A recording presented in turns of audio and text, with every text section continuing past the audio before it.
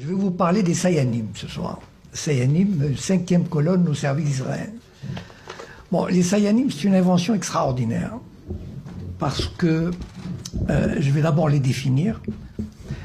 Sayan au singulier, Sayanim au pluriel, c'est un mot hébreu qui veut dire celui qui aide.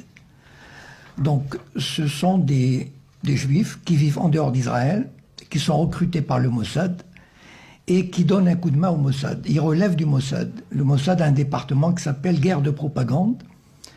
Et ces Sayanim sont à peu près 50 000 dans le monde, 3 à 4 000 en France, 3 000 à Londres, 10 à 15 000 aux États-Unis, spécialement, enfin, regroupés à New York pour la finance et à Los Angeles pour les médias, la télévision, etc. Ils sont recrutés comment? C'est très facile. Il existe une franc-maçonnerie juive internationale, peut-être vous avez entendu parler, qui s'appelle le Bnei Brit, c'est-à-dire les enfants de l'Alliance, et qui regroupe 500 000 membres à travers le monde, réservés aux Juifs. Évidemment, cette franc-maçonnerie, ceux qui en font partie, ce sont des gens de très haut niveau, ne serait-ce que par les contributions financières qui sont très élevées, et qui vont pratiquement du cadre moyen supérieur à un parlementaire, directeur de banque, etc. Enfin, vous pouvez imaginer la catégorie des 500 000 qui font partie de cette organisation. Donc, cette organisation est totalement dédiée à la défense d'Israël. Et quand le Mossad a besoin de quelqu'un, eh ben, il va au Bnei Brit, il consulte la liste et il lui demande « Est-ce que tu veux devenir Sayan ?» Et pour l'autre, c'est un honneur de le devenir. Donc, ils sont où ces Sayanim? C'est là où le point principal. Ces Sayanim sont et travaillent, ils mènent leur vie normalement. Ils continuent à vivre normalement en France, par exemple, et ils sont dans toutes les couches de la société. C'est-à-dire, ils sont sur France 2, TF1, ils sont dans la mairie de Lyon, ils sont dans l'armée, ils sont dans la banque.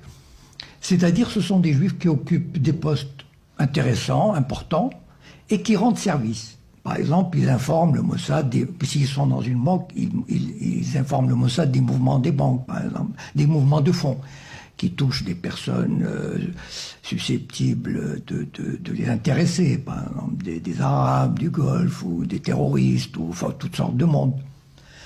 Ou bien, par exemple, ils sont dans... tiens, à Air France, par exemple. Tout à l'heure, nous a dit qu'il y avait une liste noire. J'ai tout de suite pensé, tiens, vous savez, le CRIF, il ne peut pas tout faire. Le CRIF, il est puissant, il est écouté, il est entendu, mais il ne peut pas intervenir partout. Ce sont les Sayanim qui interviennent. Les gens ne savent pas qu'il y a des Sayanim, en fait. C'est ça le truc, c'est que on a l'impression que ça vient de l'intérieur. C'est-à-dire, on dit, ah, Air France a établi une liste noire. Mais attendez, mais un Français normal, pourquoi il ferait une liste noire? Il ne ferait pas une liste noire. Quelqu'un qui est un directeur à Air France, un Français, il ne l'aurait pas fait spontanément. Parce que ce n'est pas dans la culture d'un Français de le faire, d'un employé de le faire. Par contre, un Juif, un Sayan, qui travaille à Air France, il peut le faire. Et là, par exemple, je vais vous raconter 2 anecdotes. Il y a quelqu'un qui a écrit sur les Sayanim. C'est un livre que je vous recommande, enfin vous pouvez le trouver en bibliothèque, qui s'appelle Gordon Thomas, et qui a écrit l'histoire secrète du Mossad. Les Sayanim occupent une place très très importante. C'est ça la force du Mossad. Et non seulement, on dit par exemple, et Victor Ostrovsky, qui est un agent du Mossad et qui s'est réfugié à Londres. Victor Ostrovsky raconte l'anecdote suivante. La France et l'Irak avaient signé un accord pour la construction d'une centrale nucléaire en Irak. Et il y a eu quelques dizaines d'Irakiens, de scientifiques, qui étaient venus à Saclay pour se perfectionner.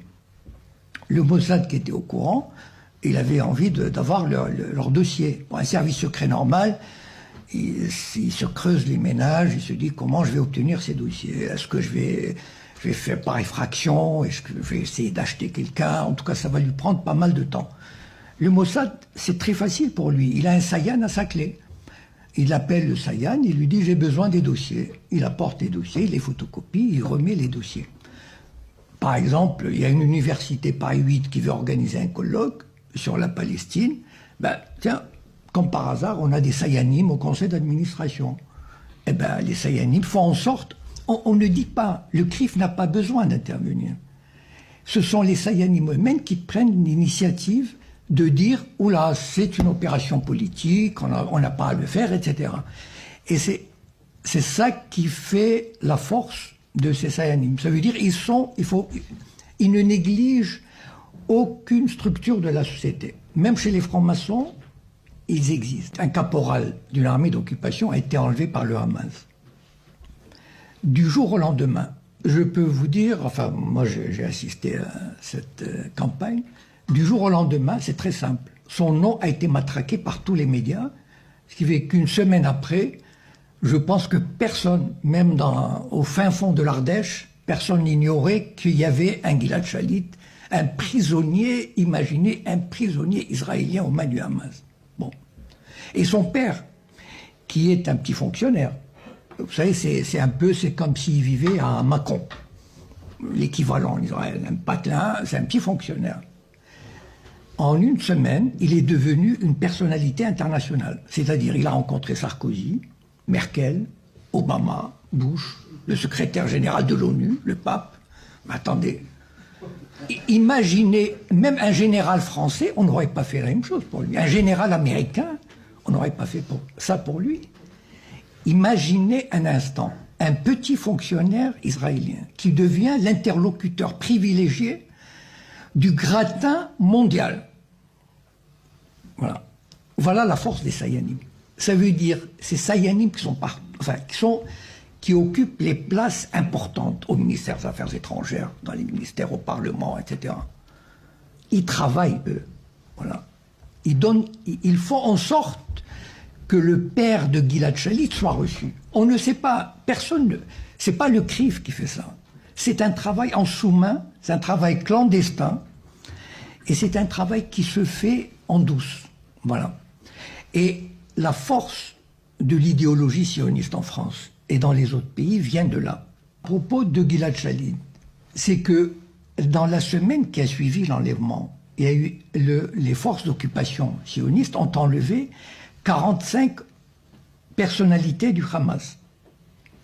Des personnalités, c'est-à-dire des ministres, des députés, des conseillers municipaux, des pères de famille, qui n'avaient rien à voir. Je veux dire, on ne les a pas, tout à l'heure, on a parlé de détention administrative. C'est ça la détention administrative, c'est-à-dire la police vient frapper à votre porte, elle vous détient, voilà. Elle émet un avis de détention administrative pour 6 mois, sans procès, sans avocat, sans visite, sans rien, voilà, on détient.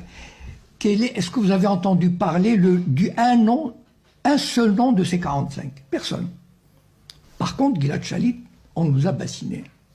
Personnalités politiques du Hamas qui ont été élevées, comme l'Allemagne faisait en France. L'occupation nazie, c'était ça. Quand il y avait un acte de résistance, l'armée d'occupation nazie arrêtait 30 personnes. S'il y a eu un assassinat, elle tuait les 30 personnes. C'est ça, c'était ça, voilà. Ben, on a enlevé un soldat, l'armée sioniste d'occupation enlève 45 personnalités, sans jugement, sans rien.